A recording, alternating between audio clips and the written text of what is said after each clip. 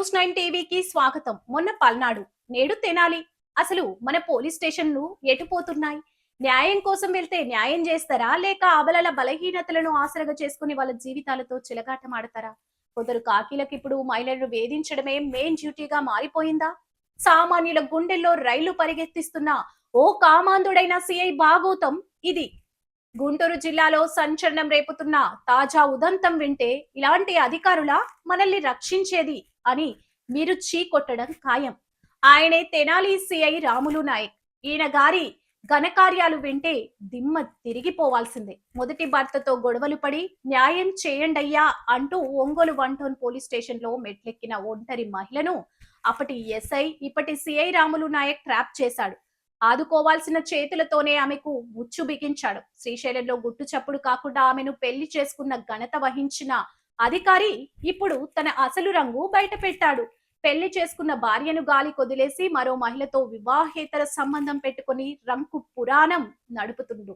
దీన్ని ప్రశ్నించిన సొంత భార్యకు నాకే ఎదురు చెబుతావా, నీ పర్సనల్ వీడియోలు సోషల్ మీడియాలో లీక్ చేస్తా అంటూ ఓ బ్లాక్ మెయిలర్ లా, ఓ వీధి రౌడీలా బెదిరింపులకు దిగుతున్నాడు. ప్రాణ భయంతో ఆ బాధితురాలు నేడు గుంటూరు జిల్లా ఎస్పీ దగ్గర కన్నీరు మున్నీరుగా రోధిస్తుంది. ఇక్కడే ఒక పెద్ద ప్రశ్న ఉత్పన్నమవుతుంది. ఇంతటి నీచమైన చెత్త పనులకు పాల్పడే ఇలాంటి క్రిమినల్ మైండ్ ఉన్న అధికారులు సమాజానికి ఎలాంటి మేలు చేస్తారు? వీళ్ళ ద్వారా పౌరులకు ఎలాంటి న్యాయం అందుతుంది? కానీ వాళ్ళకి భయం ఎందుకు ఉంటుంది చెప్పండి? ఎందుకంటే మన సిస్టమ్ అలా ఏడుస్తుంది. అవినీతి చేసిన ఆడవాళ్ళ జీవితాలతో ఆడుకున్న ఏమవుతుంది?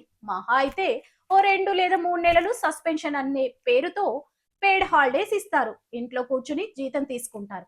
ఆ తర్వాత మళ్ళీ యథావిధిగా ఎక్కడో చోట పోస్టింగ్ తెచ్చుకుంటారు.